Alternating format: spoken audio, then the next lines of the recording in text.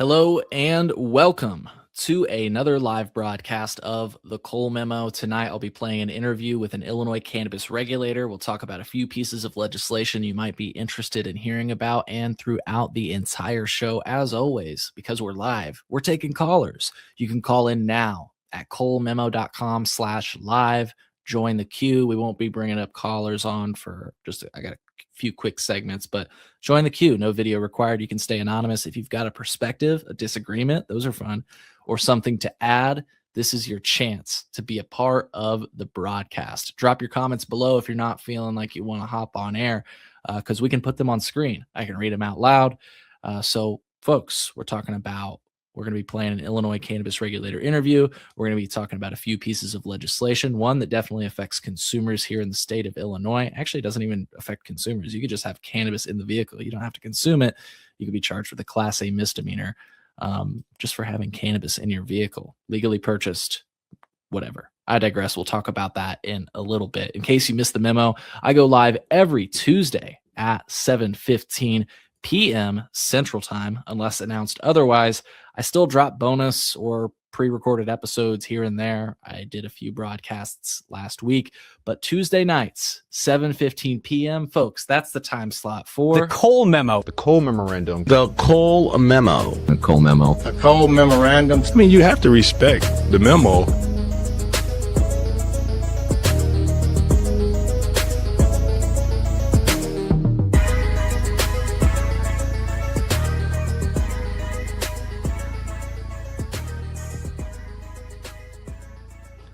Okay, in this segment, I just wanted to give an update on a piece of legislation that I've been tracking for quite some time. This would probably affect first and foremost cannabis consumers, but you don't even have to consume cannabis to be affected by this. In case you didn't know, Illinois is one of the few states that requires cannabis to be sold in an odor-proof package. And while you might be able to Google odor-proof packaging and find some results, which I call great odor mitigation technology, according to canine experts, in other words, police that use to find drugs, there's no such thing as an odor-proof container. And if there were, they wouldn't be using canines. Canines would be ineffective. The cartel has been trying to figure out the odor-proof container for years, folks. All they've been able to figure out is bribes. That's just a joke, a stupid joke. If you'd like to learn more about this entire issue and hear directly from legal professionals and elected officials instead of clowns like myself, I've personally interviewed them, and you can find that coverage at colememo.com/odorproof. I even have testimony from the canine experts that I was referring to, some of them at least. I've talked to many, but there's some crazy, wacky quotes that don't necessarily lend themselves to the police's arguments, but you can check all of that coverage out at colememo.com/odorproof, which I'm displaying on screen for the people that are tuning into the video broadcast of this show. Yesterday, I went live a few times to let you know there was expected to be a committee hearing today, the 24th, and from what I'm hearing, the hearing did not happen, and it sounds like it wasn't going to happen after all. The practical update that I have for you is that there may be additional rounds of witness slips here in the future. If you saw those broadcasts and filled one out, thank you. I saw many of your names on the record as proponents. That absolutely matters, and that's something we can point to. I always make sure that the record reflects how many people support a proposal, just as much as I note those who oppose them. If you did miss the window this time, you didn't make or break anything. There will likely be another opportunity. And if you're somebody who does not like filling out these witness slips, or you're the type who says, I'll fill out one, maybe two, but I'm not doing this every week. I get hit up by all these advocacy organizations to do this. I'm not doing this every week. I hear you. I'm going to do my best to keep you posted when there's a coordinated push so that you can make sure that your participation counts when it matters the most. Again, though, if you did this, there's no love lost. We still have the record we can point to. Realistically, what the future could look like is slip processes for a Senate committee, and the same on the House side. It could be more. Ideally, it won't. We don't know yet. But when there's real movement, I'll let you know what I'm hearing. So the short version is I'm cautiously optimistic that there will be movement in the future, just not today. So I'll keep you apprised of all of these developments as they unfold. We're going to keep the show moving, but keep dropping your comments. I'll take a break here after this next short segment to read them here on air.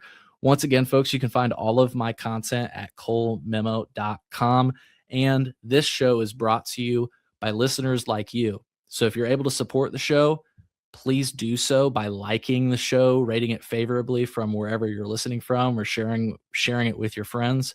Consider going to colememo.com to colememo.com/support to contribute $1 or $2, because this show is not free to run, and the work is not cheap all the time. For example, I'm working on a story about Illinois police pursuing an Illinois home grower, and I had to purchase a transcript because I want to share it with you all, because the things that were said in court were wild. The transcript cost $95. So there's things like that, little costs like that, in order to bring you the stories that I do. So if you're able to support me financially, colememo.com/support. If you aren't able to, smashing that like button is the best way to support the show. Let's keep it moving with some more coverage on Illinois cannabis legislation.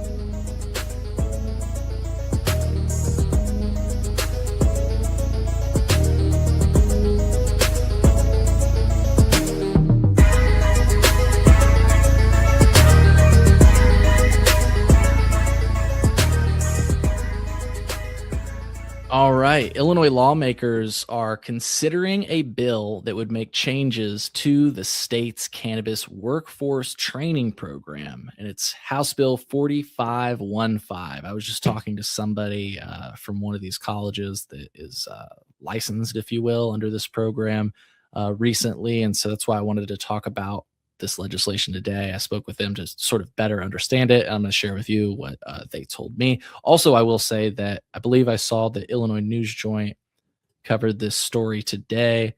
I am throwing that up on screen right now if you'd like to read their coverage on this subject. What the person I spoke to said today is that Illinois created a community college cannabis vocational training pilot program, but it's set to expire this year. Just about the time when I finish that sentence, it'll be expired. Just to reiterate that the state of Illinois created a community college cannabis vocational training pilot program, and it's set to expire in 2026 this year. House Bill 4515 would remove that sunset and make the program permanent. Secondly, it would allow these licensed community college programs to access grant funding from the Cannabis Business Development Fund, funding that other cannabis license types already have been eligible for. From what I understand, this is the one license type that hasn't been eligible for the Cannabis Business Development Fund, or funding from that fund, I should say. Supporters argue that if workforce development is part of legalization, the education side shouldn't be left out of funding opportunities. I think that seems, definitely like something that would resonate with our listeners. I'm curious what you think as I read through this story and this perspective. Comment below. Third, the bill would designate existing college programs as responsible vendor training providers, which I thought was also notable. That matters from what I understand, because every dispensary employee in Illinois is required to complete that training annually, meaning that this creates a built-in recurring training demand. I spoke with one of the license holders in this space, like I said, and their view on this is pretty simple. This bill stabilizes the program, adds funding access, and integrates workforce education more directly into the regulatory cannabis system here in Illinois. What do you think? I'm curious. Let me know in the comments or call in now, colememo.com/live. I'll have those phone lines open. You don't literally have to call in from your phone, by the way. You can call in from any device. It's just a button that you press at colememo.com/live. Once again, you don't have to turn your video on, or you can just drop your comments below. I'm just about to read them out loud. You can find the links to the bill in the show notes. I'll try to put that Illinois News Joint link in the show notes as well. We're going to read comments in this next segment. Take a moment to just smoke for a moment, read comments, maybe bring a caller on before we close out the show with an interview with an Illinois cannabis regulator. So I hope you're all doing well. If you haven't already, smash that like button. I know I say it a lot, but it truly helps. If you're just tuning in now and haven't done that yet, please do that. You can find all of my content at colememo.com/live. Folks, let's keep this show rolling. Thank you for tuning in tonight. I'll be right back.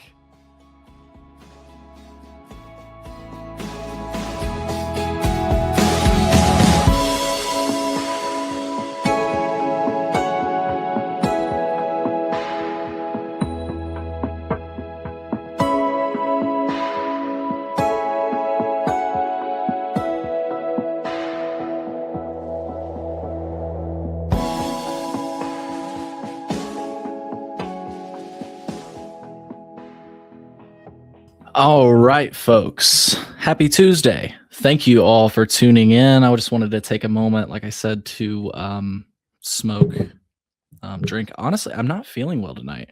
So I'm treating it just like anybody should and would, with some whiskey. I guess this is tequila. Some drinkable cannabis, which I'll tell you how you could get that at a discounted rate if you're interested. And we're smoking cannabis. I think this is the cure-all. I'm going to be feeling so much better tomorrow. All right. Let's check out the comments. Before I do that, I wanted to just give a quick shout out. I'll be on Support Dope People, the Elevated News podcast, tomorrow at 12:15 p.m. Big time shout out to Aaron from that podcast for inviting me on. I was given the task of filling the co-host's shoes, which is just a nearly impossible task. How do you even do that? I'm not sure that I stood up to the task, but check it out tomorrow, 12:15 p.m. It'll be premiering on both of our channels. So if you don't follow them yet, it'll premiere on our channels. And also, if you don't follow them yet, go to supportdopepeople.com. It's an easy way to get connected with them. And check out the show. It drops tomorrow at 7:15 p. Sorry, I meant to say 12:15 p.m. That's at noon. I apologize if I said that time wrong. I was thinking about this show, which is live every Tuesday, 7:15 p.m. The link for next week's show is already up at colememo.com/live. If you go over there and click the link and click notify me, you can be notified when the feed officially goes live. I might have a guest next week. Stay tuned for that. And again, comment below. We can display your comment. I'm going to read some comments. Speaking of Aaron, here Aaron is. He says, respect the memo. Thank you. Thank you for dropping your comment and for tuning in. Cole Cram says, what up? Hello, fellow cannabis warrior, Cole. Nice to see you. Thank you for tuning in. Smoking Pots and Pans says, happy Tuesday, folks. Happy Tuesday, Smoking Pots and Pans. I hope you're doing well. Thank you for tuning in. John Voight, 620, says, what's up? Yo, what's up, dude? John Voight, speaking of John Voight, he is also in that episode that premieres tomorrow at 12:15 p.m. Unless I am just as high. Look, if I'm high and got that wrong, I apologize. Again, I don't feel well. I'm medicated. Lay off. It's medicinal. I'll have to try to show you that meme here in just a moment. Let me pull up that meme. Get off of me. It's medicinal. This is how I feel right now. Put that on screen. Oh, it's medicinal. Get off me. I said it the wrong way. Here we go. Come on. Put it on the screen. Sorry, folks. We're having technical. We are live. So keep dropping those comments. I see them coming in. Bang. There it is. It's medicinal. Get off me. I love that meme. I like how it's like kind of side eye. The eyes are super red. You see that? Anyways, I'm just being silly. Let's keep going on the comments. Smoking Pots and Pans. My goodness. Smoking Pots and Pans says, you're cute. Are you single? And I will say, I don't want to give you the wrong impression. I need love and affection. Genetic Memory Farms says, good evening, good peeps. I hope you're all safe and stoned. Likewise, it's really good to see you. Thank you for tuning in. Guapo says, my bud John. Heady Meds, what's up, dude? What's up? Good to see you. Can't wait for our podcast to drop. Guapo says, that's him. Thanks for the shout out. When Dave gets back, we are going to get you a jingle. Hell yeah, you got to get John a jingle. John Jacob Jingleheimer Schmidt. I just fucking killed that. There we go. There we go. It's probably not the first time John has heard that. And John probably hates me now. I apologize, John. Again, get off me. It's medicinal. I told you guys I would tell you about the cannabis drink. Okay, and we're about to segue over to the interview with Illinois Cannabis Regulator, but I get these drinks from drinkcantrip.com. If you go to drinkcantrip.com/colememo, that's drinkcantrip.com/colememo, you can get these drinks for 15% off. I just get back 15% in-store credit, which I use to buy more drinks. This one's 50 milligrams.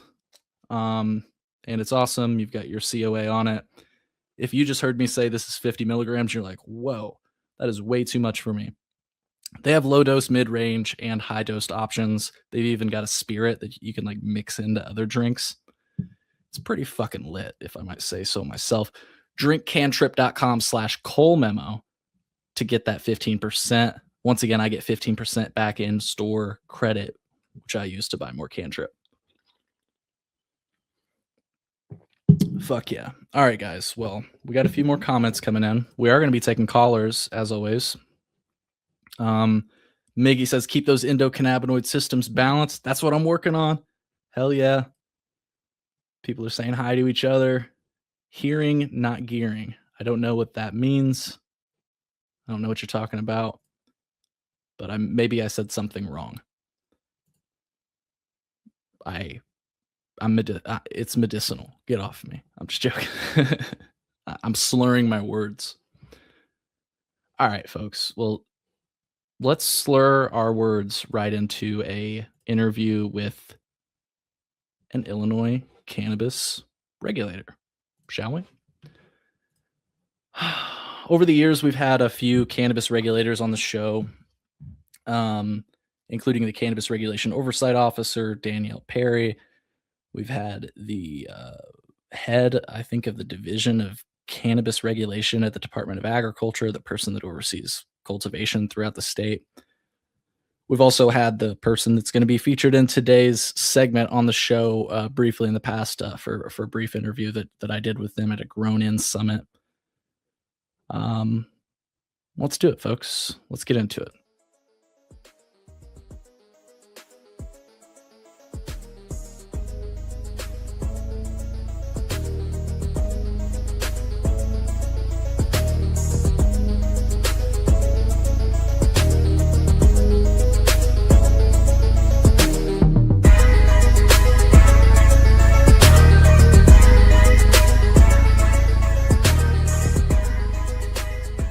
In this segment, we're going to be listening to an interview with an Illinois cannabis regulator. Their name is Vaughn Bentley. Here's Vaughn introducing themselves.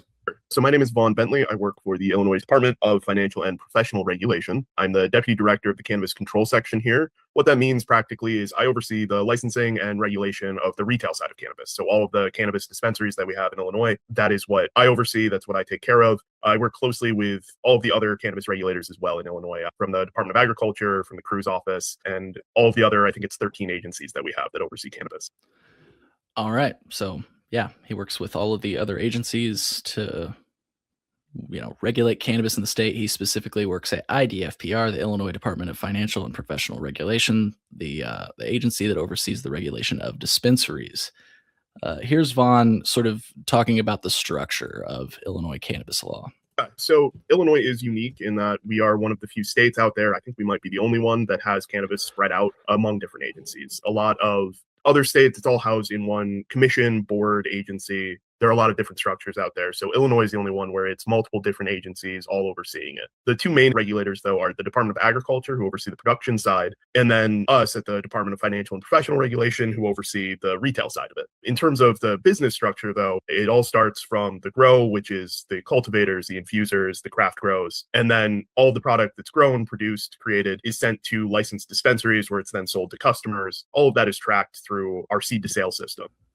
All right. And for this next clip, Vaughn is going to be explaining the benefits that Illinois has experienced with taxes collected.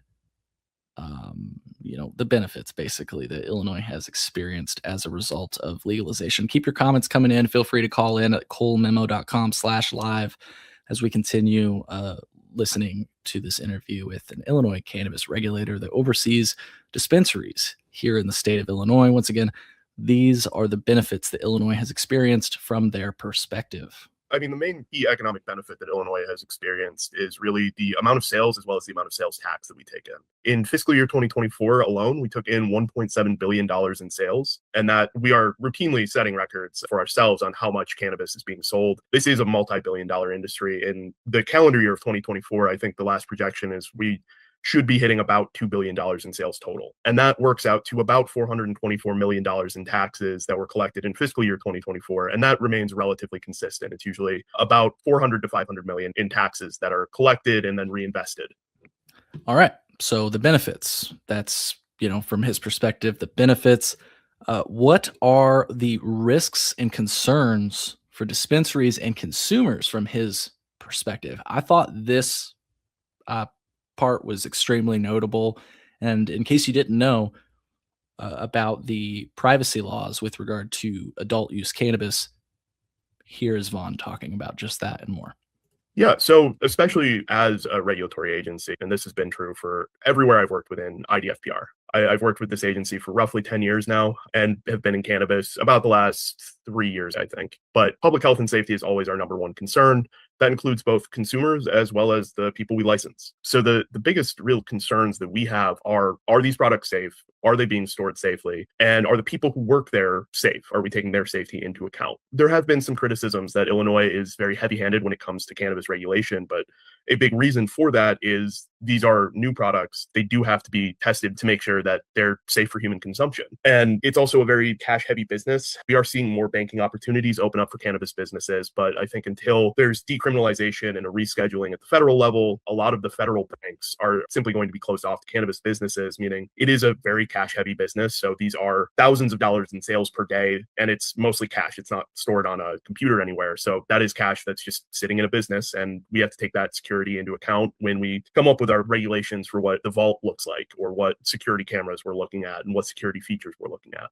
Right. So there's like the physical risks with anything that you consume, there's a risk. And then there's the financial risk to the business and potentially risks within the clientele. I know there's armed guards at some of our dispensaries in central Illinois to try to reduce that risk. And there's a lot of like line management when there's sales going on and whatnot. I think it's good that there is this regulation. I also used to work in a detox, and we didn't really do marijuana at the time, but I was aware of it and its potency, and it's gotten much more potent than it was when I was doing detox work with clients. So I'm pausing it right there.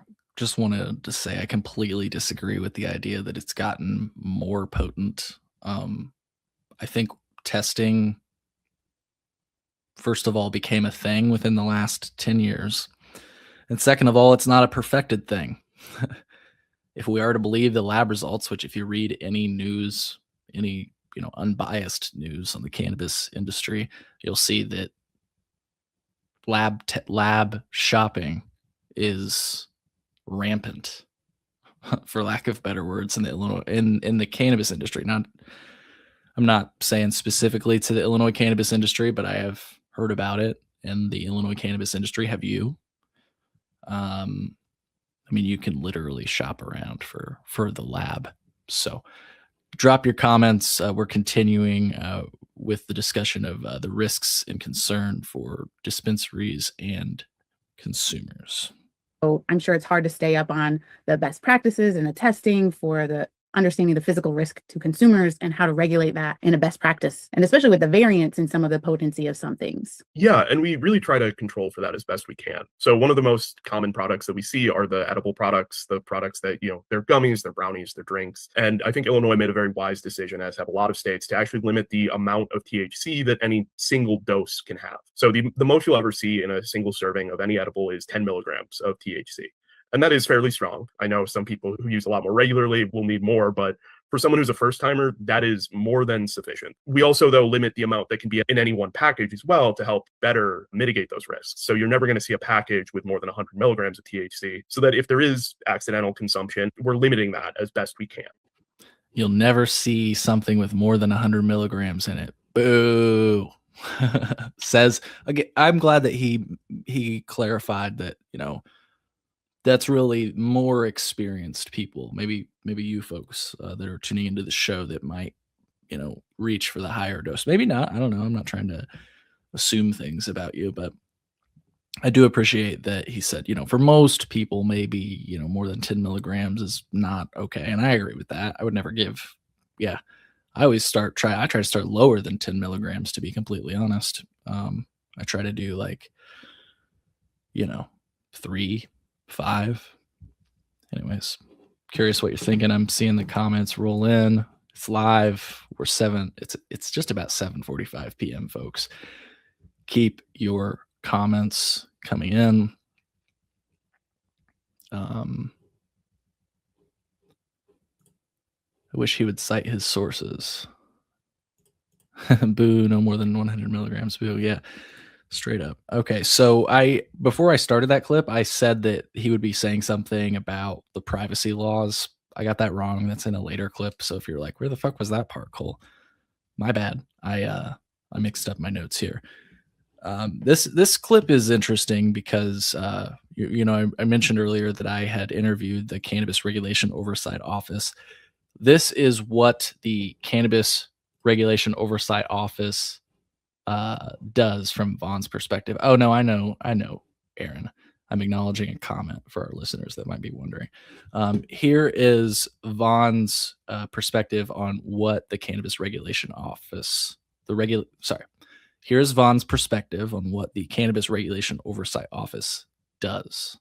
So that is not me. That is Erin Johnson, one of my excellent colleagues. She is a real rock star in this field. And she and her office, the Cannabis Regulation Oversight Office, all the same acronym, it gets very confusing. They help to coordinate among those 13 agencies. So because there's so many of us, it's very helpful to have one office that's just responsible for coordinating and helping us all collaborate. So we meet with them very regularly. I know my team meets with them at least once a month as a full meeting, and then I'm on the phone with Erin constantly. And that's partly because of our unique structure where there's no one agency overseeing us. That's a very controversial topic in Illinois because of how we are set up. Because we're mostly agencies, I think the best path forward is a single agency, but the industry is pretty set on a commission, which is a collection of people who make decisions as a whole rather than one person at the top of that agency. But that part I found definitely notable. It's something that I had shared in the past, that it seemed like some of the larger players in the industry were leaning towards a commission model versus some other players that were leaning towards a agency model, including the Cannabis Regulation Oversight Office, from what I understand, and I believe it reported on. I did an episode on that back in the day with a bunch of really cool clips if you're trying to learn more about this issue, because it's an issue that just won't go away in Illinois cannabis. Look up equity versus commission, or I'll try to put a link in the show notes for that, because I actually interviewed legal professionals and somebody who created a cannabis commission in the state of Massachusetts. If I'm not mistaken, I could get that detail wrong, but she was definitely the head of the cannabis commission in Massachusetts. And so I asked, what's the difference between an agency and a commission? I also interviewed people from the Cannabis Business Association of Illinois and got their perspective on the whole topic. And my perspective on the topic, in case you're wondering, and in case you're completely lost, is I don't really have a position on commission versus agency. I can't even tell you the difference. And maybe you're with me there. My perspective is that the Massachusetts Cannabis Commission, and I believe the commission in Nevada, the Cannabis Commission in Nevada, they live stream all of their hearings. We have none of that here in Illinois with regard to cannabis policy. And so I always say, whatever we do, whether it's agency or commission, let's live stream it. I can help. Joking when I say that. I mean, I could, but I doubt they want my help. But maybe, I don't know. Let's just live stream it though, is my point, not to get into my commentary / attempted jokes. Here is Vaughn talking about his role as a regulator in the state of Illinois. And I've definitely got some commentary, or maybe you might say fact checks on something that he's going to say here. I wouldn't go so far to say fact checks, but here's the clip.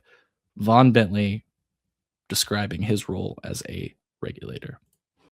I just realized I was in the middle of another clip, so I don't remember what we were listening to, but we're going to roll back the tape a bit and listen to the clip that we were just listening to, because I don't want to skip over anything. Here we go. I think I was talking about agency and commission. So I'll just rewind the tape and we'll get back on track. Here's Vaughn Bentley. Because we're mostly agencies, I think the best path forward is a single agency, but the industry is pretty set on a commission, which is a collection of people who make decisions as a whole rather than one person at the top of that agency. But in terms of crew themselves and what they do, they not only help the state internally collaborate and coordinate and come up with aligning our own goals and aligning agency interests, they also meet with industry stakeholders, community advocates, and they let us know on the front lines, this is what we're hearing, this is what's going on. And they make recommendations on how we can operate better. And it's nice to have that bit of a buffer where someone doesn't have to come to me who regulates them with potential issues they're seeing in the field, potential issues that they're seeing with the industry. They can take it to this independent individual who they know that if they talk to this person, there's no real way for that person to come down with disciplinary action. So it's nice to have that buffer so that people feel more comfortable talking to us and talking to everyone. It sounds like Aaron's job is to corral the cannabis regulator cats. And so that's a tough job, but it sounds like it's working well in Illinois. Yeah, and I think a lot of that is because of Erin's leadership. She's been a fantastic collaborator. She knows how to get stuff done, which I very much appreciate. All right, so let's continue with Vaughn's role as a regulator. My apologies for the slight hiccup. Folks, we're live. Drop your comments. Call in now, colememo.com/live. You don't have to turn on your camera. If you haven't already, smash that motherfucking like button. Here is Vaughn Bentley talking about his role as a regulator in the state of Illinois.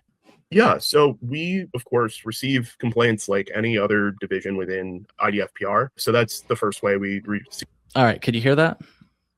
Can people confirm? Because I will edit that out of the live stream. Okay, you can hear that. Here is Vaughn Bentley talking about his role as a regulator, a cannabis regulator here in the state of Illinois. Yeah, so we, of course, receive complaints like any other division within IDFPR. So that's the first way we receive complaints from anyone and everyone. They can even be anonymous, but we also go a step further. We do random physical inspections of dispensaries where we walk through, we check their product, we check their cameras, we check their vault and make sure it's working. So we are physically out on site, and that's true for us as well as the Department of Agriculture. The only real difference is how often we're out there. We do take disciplinary action if we need to, though we try to avoid that, come up with some sort of corrective plan if we can. And then additionally, the products themselves are strictly regulated. I mentioned earlier these dosing requirements, but they are also tested. Every product line has to be tested before it goes to market. Is there a frequency to the testing since they might be produced with different batches of marijuana product? Yeah, before something goes to sale, part of that batch has to be tested. Okay. It all goes on a statistical formula that is way above my head. We have people that really love math, and that's who we trust to do the stats. Exactly. So can you tell me how Illinois ensures the safety and quality of the cannabis products sold at dispensaries? You mentioned the testing. Is it limited to that, or is there additional steps that you also take? Yeah, so there are additional steps. The testing itself covers everything from mold, which is always a huge issue anytime you're dealing with plant-based product, as well as heavy metals that can leach up through the groundwater. Remember that he said that mold is typically an issue with cannabis, because it is. I mean, he's not lying. I'll rewind the tape. Testing itself covers everything from mold, which is always a huge issue anytime you're dealing with plant-based product, as well as heavy metals that can leach up through the groundwater. Pesticides, we have very strict controls over what pesticides can even be used to make sure that nothing is staying on the plant that can harm someone, and then microbes as well. So there's microbial testing. Beyond that, though, we also require any of the cannabis products in a dispensary to come from one of our licensed craft growers, cultivators, or infusers, and they are also set up to a very strict standard. I just this week was fortunate enough to tour one of our cultivation centers. They take take cleanliness and safety of the product very seriously. We had to wear these full body HEPA suits that they make sure that nothing from the outside comes in to get onto that product. Additionally, we have our inspectors out physically looking at product anytime they're on site, looking for signs that it might be tampered, it might be damaged in some way to make it less safe. And if we do find that, we order it quarantined immediately, and it has to be destroyed within 7 days to fully just remove it from the market as quickly as we can. We also oversee the recall process in Illinois. We've been very fortunate that we haven't had any products that have had to be recalled yet. And I think that's largely because. Okay. This is where I wanted to jump in with not a fact check, but just some context here. And drop your comments with your thoughts. We'll continue this interview. The Chicago Sun-Times reported in the past that there was Illinois cannabis moldy weed, but no consumer alert or recall. So I suppose, again, this is why I backtracked a bit. I guess I don't have a fact check right now. Whoops. I don't have a fact check right now because there was no recall. So technically, he's not wrong. But there have been these questions. And if you're wondering and want to hear more, these two journalists, Tom Schuba and Stephanie Zimmerman, Tom recently came back on the show, might come back on again in the future if we have any more cannabis stories to talk about. But both Tom and Stephanie came on the show to talk about this. You can see that interview at colememo.com/guest index, which is where you can see a lot of the interviews, including some of the ones I mentioned earlier. Here is the Cannabis Regulation Oversight Officer I mentioned. Here's the head of the Cannabis Division that I mentioned. There's a cannabis regulator from Oregon, the Cannabis Commission head that I mentioned, Shalene Title. She's been on the show a few times. But we'll skip down to journalists, and you can see Tom Schuba and Stephanie Zimmerman. If you click on Stephanie, you can see our interview. And it's a good one. It's a good one. So anyways, I just wanted to jump in there. Not so much with a fact check. Like I said, I guess there was no recall issued, but that's sort of the point that I'm trying to make. I'm going to roll the tape back just a bit and we'll kick it back off. Looking for signs that it might be tampered, it might be damaged in some way to make it less safe. And if we do find that, we order it quarantined immediately, and it has to be destroyed within 7 days to fully just remove it from the market as quickly as we can. We also oversee the recall process in Illinois. We've been very fortunate that we haven't had any products that have had to be recalled yet. And I think that's largely because of this testing that we have in place and this very strict storage requirements and all of that we have in place. If something were to come up, we can always start issuing recalls to both dispensaries, consumers, the cultivators, just make sure that product gets destroyed and doesn't make anyone sick. So the other part that's included in that Chicago Sun-Times story that I'm referencing is the fact that actually recall data and information about recalls in general and the disciplinary process, that's all protected by state law. You can't even submit a FOIA request, under the Freedom Information Act. You can't submit a request for information. It's protected. It's confidential. Which is definitely something that makes it hard for actual journalists to do any sort of reporting on the industry. I see some comments are coming in. This next bit is the part that I found super, super notable. Genetic Memory Farms comments and says, never had a recalled product. Sounds pretty suspect to me. Shouldn't there have been at least one recall by now? And Guapo says something that I've actually heard before.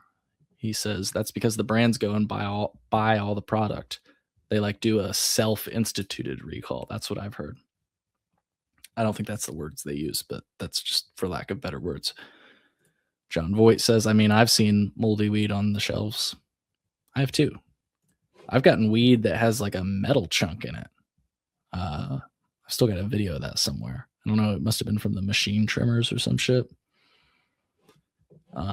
But anyways, this next clip is the one that I mentioned earlier. In case you didn't know, there's some privacy protections in the Illinois cannabis law. Here is Vaughn Bentley talking about that and more.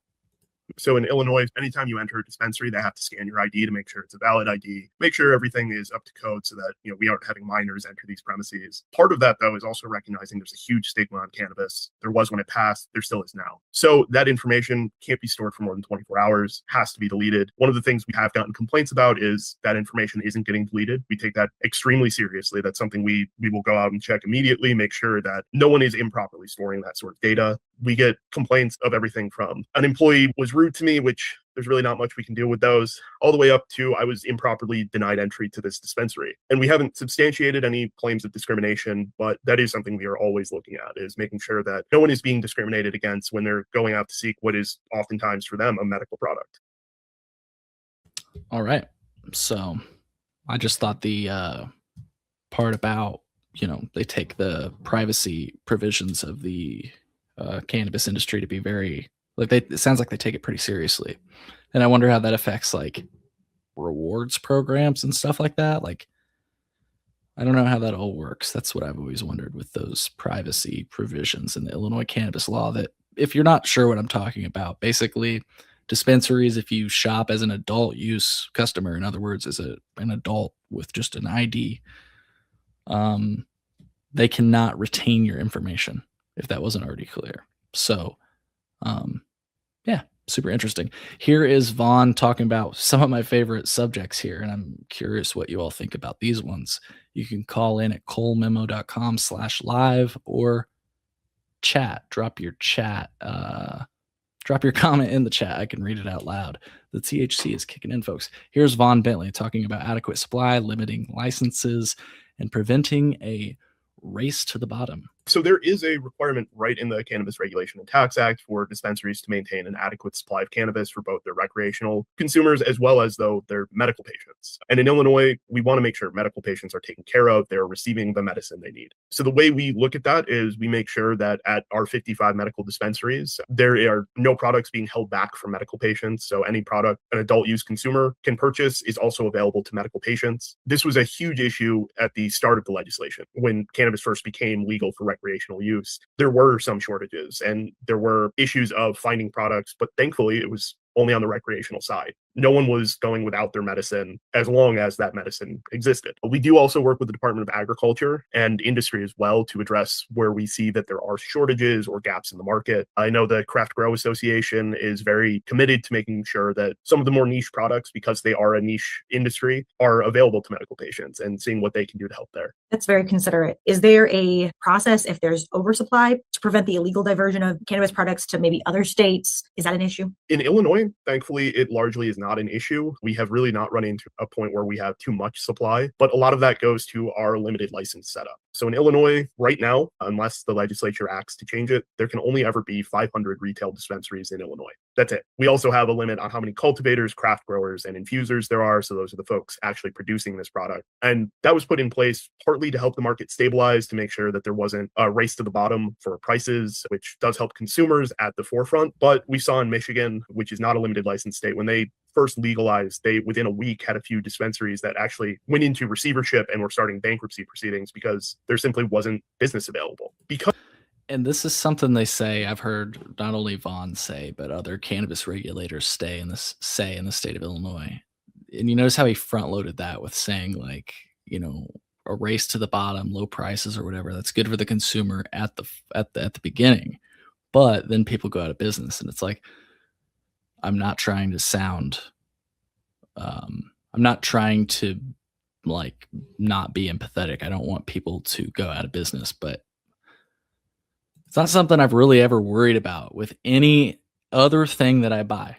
Like, I'm not worried about, like, when gas gets cheap, I'm not worried like, oh, are the gas stations going to go out of business? No, I'm fucking happy about it.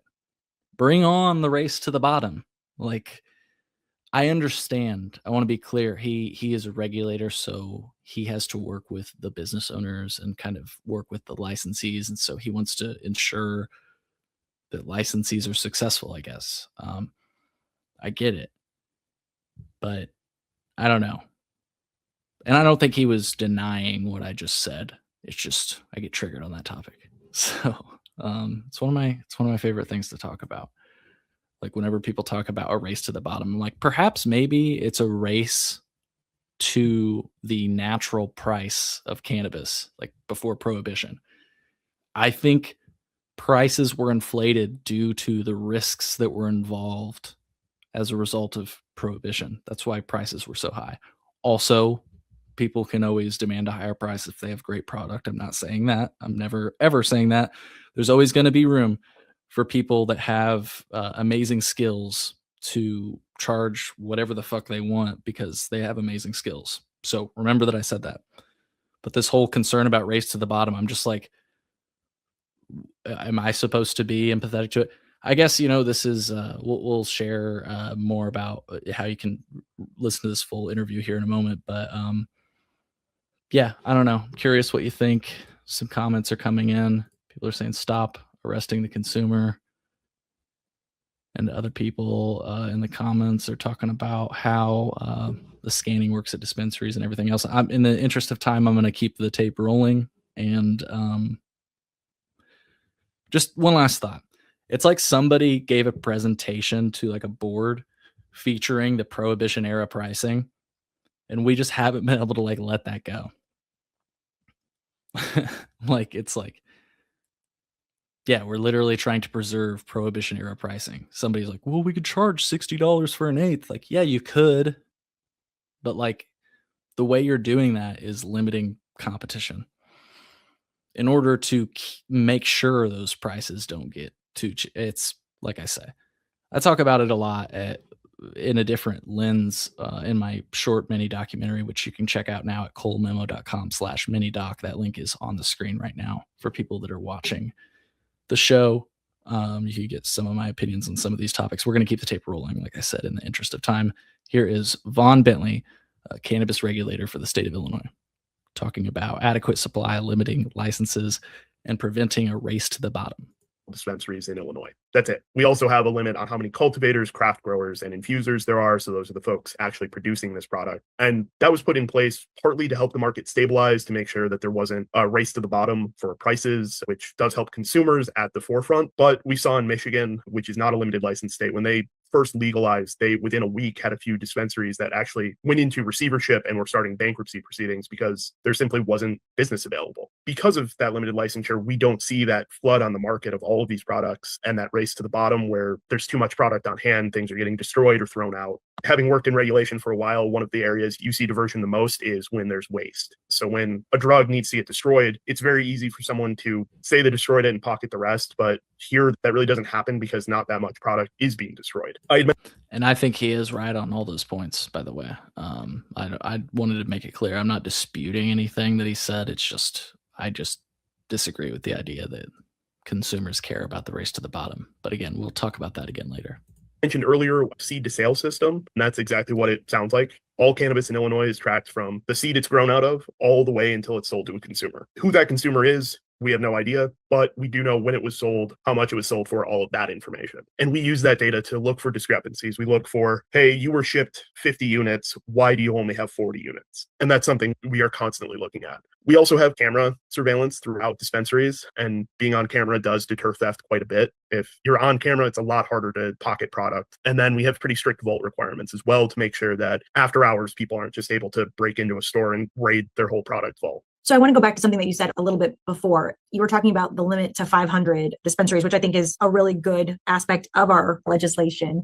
I remember a little bit ago this year when IDFPR did a press release and had multiple people celebrate the opening of the 100th dispensary in Illinois.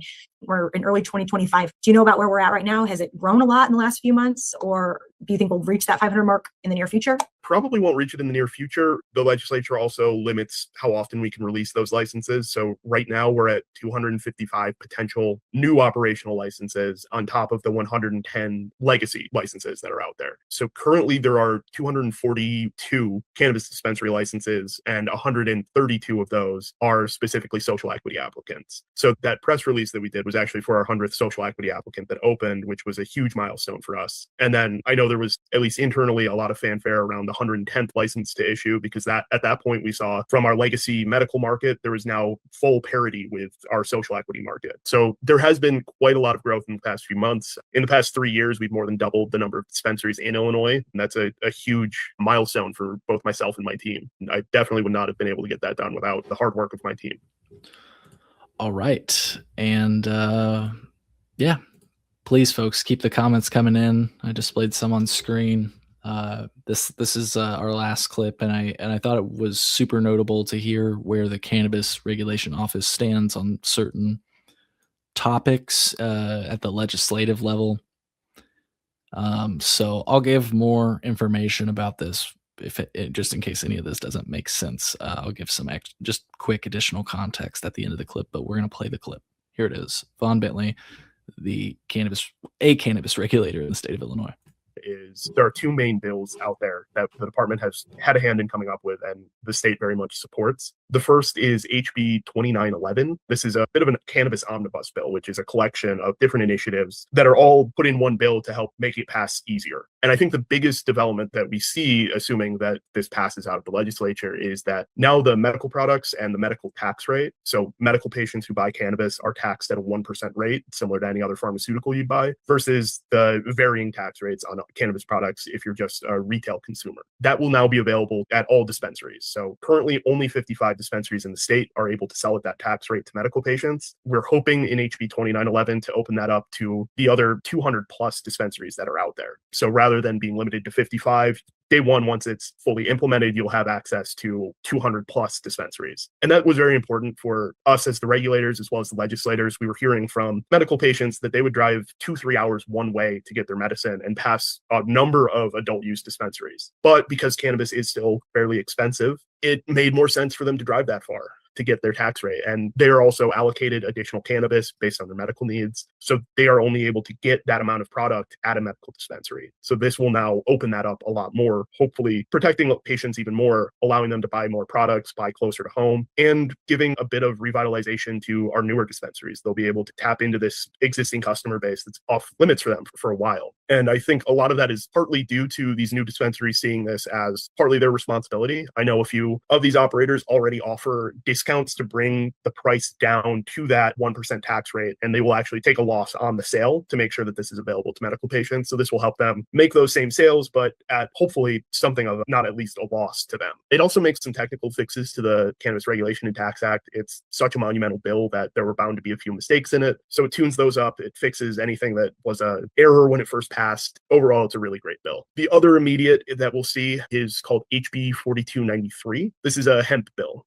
So probably what a lot of folks are seeing currently is this battle between regulated cannabis and what's called intoxicating hemp. So intoxicating hemp can look the same as a cannabis product, whether it's flower or an edible, but it's sold by these unlicensed facilities. So we don't know who's running it. We don't know what's in it. And there are no limits on how much can be in it. So what we saw at the end of 2024, and it's become all too common of a story, is school kids get into product that could look exactly like a bag of candy that you would buy at a gas station. These products are even sold at some gas stations, and they have ridiculous potencies that are not tested. We don't know what's in them. So we hope that it's only THC, but we don't know what's actually in it because they aren't required to do any lab testing. And we're seeing potencies up to 500 milligrams of THC in a single gummy, which is, I believe, 50 times the legal limit what can be in any single gummy in a regulated dispensary. So these are very dangerous. And even though there's no real worry about overdosing on cannabis, taking too much is still very bad for you. This is why we see a spike in emergency room visits, a spike in people going to the hospital because they take what should be a safe product and they don't know what's in it, and they end up too high or sick from God knows what's in it. So we're really hoping that passes. It will bring those products into a regulatory framework. It'll have the labeling, the taxing, and the testing that is required to make these products safe. Looking at the non-legislative side and some of the farther off impacts, we are seeing more businesses open at this point almost every week, sometimes every day. We're seeing more and more products themselves being sold and at lower prices for consumers. So prices we're seeing start to stabilize and come down from when they were really, really high when this first started. And we're also seeing new products come to market. In the past few years, we've seen even drinks be introduced that have THC. We've seen baking kits where you can make brownies at home that have THC in them. And some of this, it is a new industry. So some of these predictions, it's kind of like shaking a magic 8-ball. There's really only so far I can go with it. But I think those are what we'll see in the near and far future as best I can predict. So what I think is notable about that clip, and by the way, if you want to check out the full interview, I'll paste that link in the show notes in just a moment. For people that are tuning in live right now, I meant to say I'll paste it in the comments, and then I'll also paste it in the show notes for people that are watching it after the fact. If you look in the episode description from wherever you're listening from, you should see the link that'll take you to my website. This is also episode 262. So if you go to thecolememo.com, thecolememo.com, you can search up episode 262 for the links that we mentioned during this episode. I always encourage you to look into the content that I share. There's a reason I do share all the links. So that's actually on YouTube. It's on a show called Making Sense of Money. It's a pun, by the way, if you're high right now. Here, let me throw it on the screen so you know what it looks like. It's like making sense, as in CENTS, like, cents. Give me a few pennies, a couple of cents. Anyways, I over-explained that. So yeah, check it out. It's like the most recent one, episode 103, The Economics of Cannabis, with Vaughn Bentley, the Deputy Director of Cannabis Control at IDFPR. The interview is 49 minutes. We definitely did not spend 49 minutes. I just played you like 9 clips that were a couple, like 30 seconds to a couple of minutes at most. So if you're interested in all that stuff, check it out. I just shared the parts that I found notable. As Brandon says, hit the like. Brandon, thank you for all of your support through the time we've been doing advocacy work. I appreciate you. I do appreciate you. I'll tell you more about Brandon right after the break.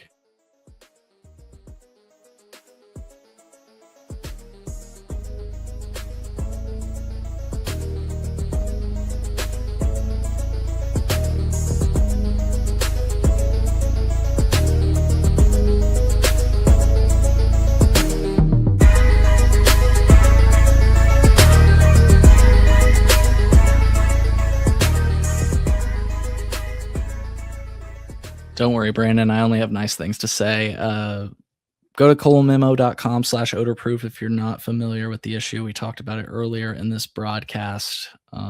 Check it out. If you are just tuning in right now, roll back the tape, listen to my early segment in this broadcast about what's going on with the odor-proof container. The reason I brought Brandon up is because Brandon drove like fucking 5 hours to go to this hearing once that ended up being canceled, just like the one today that got canceled. 5 hours there, 10 hours round trip, if I recall correctly. And he paid me, like he gave me $100 and was like, go to the dispensary, buy a random cannabis product to prove your point. I want to help support you. And I was like, bro, thank you. So I literally just went and bought some pre-rolls, and they stunk up the whole courtroom. And I haven't said it yet, but I am convinced to this day, and I'm just joking, that they canceled that hearing because I made that whole hearing room, I should say, committee room, smell like weed. And I bought it at the dispensary down the road. I literally kept the bag shut with the receipt so that I could just be like, pass it around. And if you're wondering why I would do that, it's because the police did exactly that. You can read more about that at colememo.com/odor-proof. I talk about it. I think there's a link on that page that says I testified against the police. And that's when I talk about it with my good friend Phil. It was scary. Anyways, yeah, Brandon, some cat on the internet says, thank you, Brandon. Yes, thank you, Brandon. It's like people like that just take the time out of the day. Like, even though it didn't get called, and it's a shame that it didn't get called, it was pretty cool to meet you there and at least try to fight for what's right. It's a shame, though, that happens. Apparently that happens often from what the advocates tell me. Like, you'll take a trip to Springfield, and for folks that aren't in Illinois, like, Illinois is a pretty big state, and not everybody lives around Springfield. Most people, as you might imagine, live in Chicago, and that takes a long time to get to. rather Springfield takes a long time to get to from Chicago. So anyways, I might be explaining things that don't need to be explained. I hope you're all feeling better than I am tonight. I'm not feeling well. Like I say, I'm hoping that the cannabis medicine will come to the rescue. We are live every Tuesday at 7:15 p.m. Go to colememo.com/live for next week's broadcast link for giggles and grins. I'm going to show that on screen. If you scroll down, you can see I'll be live again on 0303. Tune in here. And if you go there, you can click the notify me button, which will display if you're not me, I think, or if you're signed into your YouTube account. And you can be notified when the feed officially goes live, which is super cool if you like this show. If you enjoy the show as much as I enjoy making the show. Folks, happy Tuesday night. Thank you for tuning in to another live stream of the Cole Memo. Are we all doing well? What are we smoking on? I'll ask that before we go. Let's see here. Let's see. This is cool.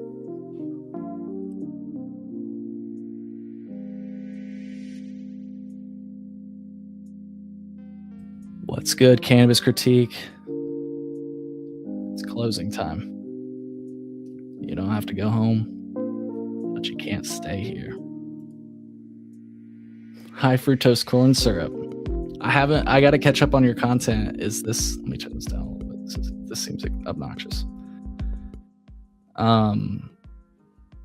Probably can't even fucking hear me. Let me turn this shit off.